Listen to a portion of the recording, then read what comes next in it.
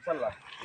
আমার আব্বু আম্মা আমাদের নামাজ পড়ার জন্য বলে না, সিগারেট খাওয়ার জন্য উপদেশ দে, মদ খাওয়ার জন্য, গাঁজা খাওয়ার জন্য না। আলহামদুলিল্লাহ। তো আমরা যারা ইসলামী শাসনকে, ইসলামী আন্দোলনকে লালন করি, পালন করি, আমরা বড় হলে ইসলামী আন্দোলনের সাথে থাকবো ইনশাআল্লাহ। কেমন?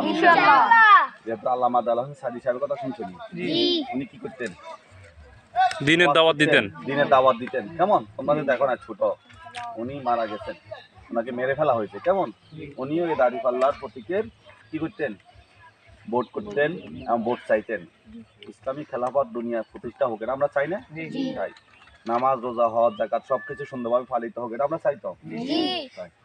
তোমরা তো এখনো ভোটার হওয়া নাই। কেমন? তোমরা আমাদের জন্য শুধু দোয়া করবা, আর আলেম ওলামা এসে শুধু নারায়ে তাকবীর স্লোগান দিবা। আমরা আজকে একটা নারায়ে তাকবীর স্লোগান দিই, নারায়ে তাকবীর, আল্লাহু আকবার, আলহামদুলিল্লাহ, নারায়ে তাকবীর, আল্লাহু আকবার। আমরা যদি ভোটার হতাম, আমাদের মার্কা কি? আরো জোরে সবাই বলো।